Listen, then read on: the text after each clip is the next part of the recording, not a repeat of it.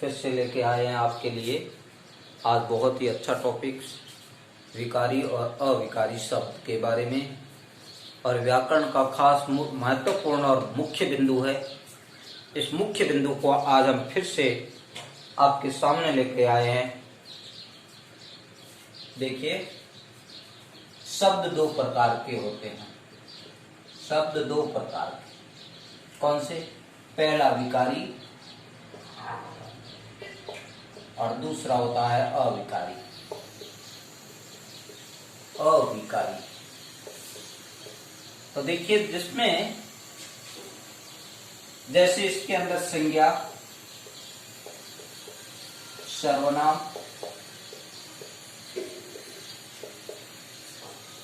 विशेषण,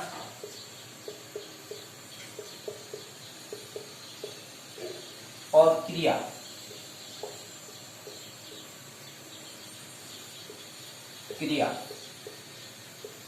ये चार शब्द है विकारी। कितने हैं? चार विकारी है और चार ही अविकारी है। चार अविकारी, और वो कौन कौन से हैं मैं बता देता हूं। इसके अंदर है पहला क्रिया विशेषण। क्रिया विशेषण,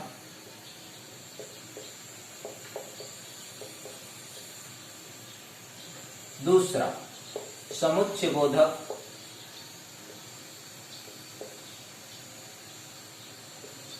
बोधक अवयव, तीसरा विस्मादि बोधक, बोधक अवयव,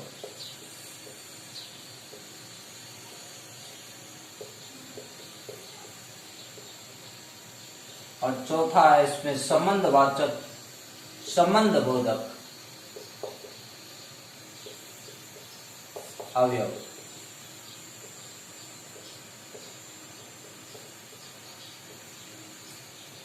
ये चार इसमें भी है, चार इसमें भी। अब खास बात अपने को ये देखने की है कि अब ये अवयव शब्द क्या है, अ और व्यव। देखिए, एक बात विशेष है कि अवयव का अर्थ होता है अ और व्यव।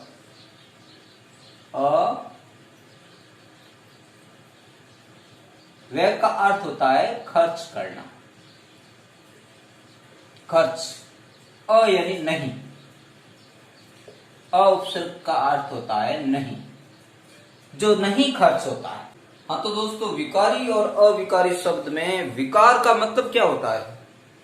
विकार का अर्थ होता है परिवर्तन होना। कहते हैं विकार आ गया कुछ, विकार यानी परिवर्तन होता है या बदलाव होता है।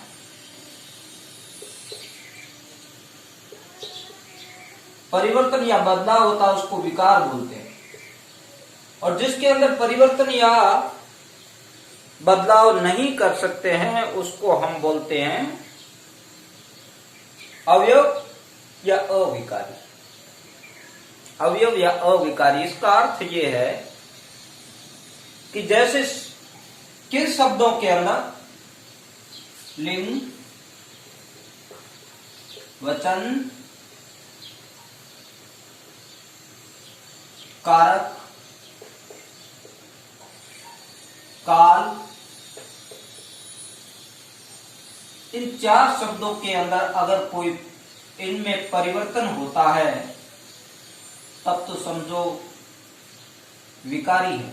और अगर इन चारों शब्द परिवर्तित नहीं होते, इन चारों की वजह से, इन चारों शर्तों की वजह से अगर परिवर्तन नहीं होता, इसका मतलब अविकारी। अविकारी शब्दों के अंदर तो अब हम इसकी परिभाषा लेते हैं कि अविकारी क्या है। और अविकारी, इसके लिए परिभाषा,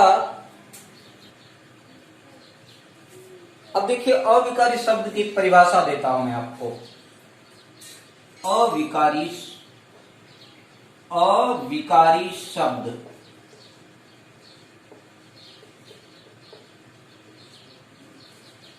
जो शब्द जो शब्द लिंग, वचन, काल और कारक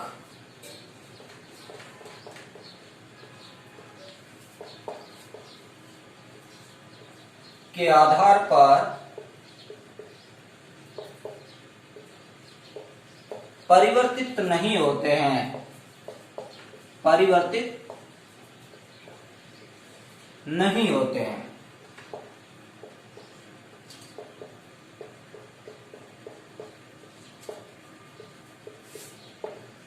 वे अविकारी कहलाते हैं, अविकारी कहलाते हैं।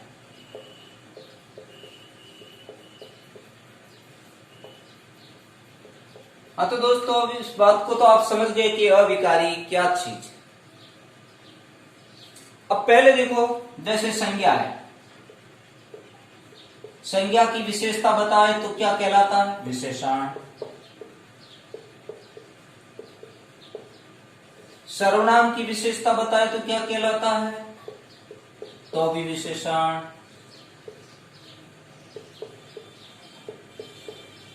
और अगर विशेषण खुद की परिभाषा बताए तो क्या कहलाता है? विशेषण की खुद की परिभाषा बताए तो कहलाता है प्रविशेषण। और अगर क्रिया की विशेषता बताए तो क्रिया विशेषण कहलाता है। क्या कहलाता है? क्रिया विशेषण। जब क्रिया की विशेषता बताता है तो क्रिया विशेषण कहलाता है। आज हम इसी टॉपिक के बारे में पढ़ेंगे, यानी क्रिया विशेषण क्या चीज है। यानी क्रिया की खुद की विशेषता बताए तो क्रिया विशेषण कहलाता है।